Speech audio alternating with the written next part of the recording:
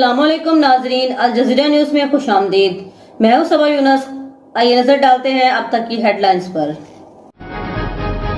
खबरों के सिलसिले को आगे बढ़ाते हुए रुक करेंगे रोहड़ी का, जहां पे हमारे ब्यूरो चीफ सैयद ज़ियाउर रहमान काजी की रिपोर्ट के मुताबिक पन्नू आकल में देवरों ने भाभी और भतीजी पर तेजाब फेंक दिया। खातून और बच्ची झुलस कर शदीद जख्मी। खातून को सखर और बच्ची को गंबड़ अस्पताल ले जाया गया। पुलिस ने रिपोर्ट दर्ज कर ली।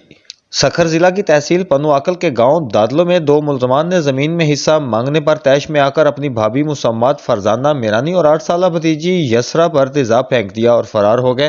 तेजाब के बायस खातून और उसकी बच्ची झुलस कर शदीद जख्मी हो गई।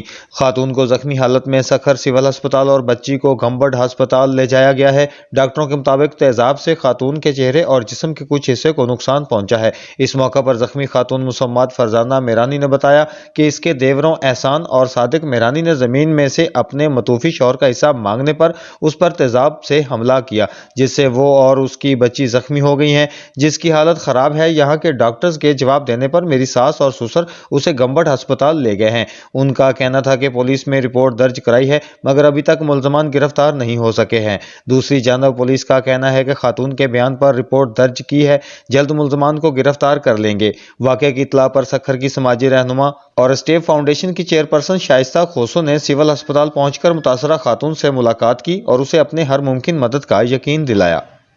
मज़ीद खबरों और अपडेट्स के लिए देखते रहिए अल जज़ीरा न्यूज़ और विजिट कीजिए हमारी वेबसाइट aljazeeranews.tv।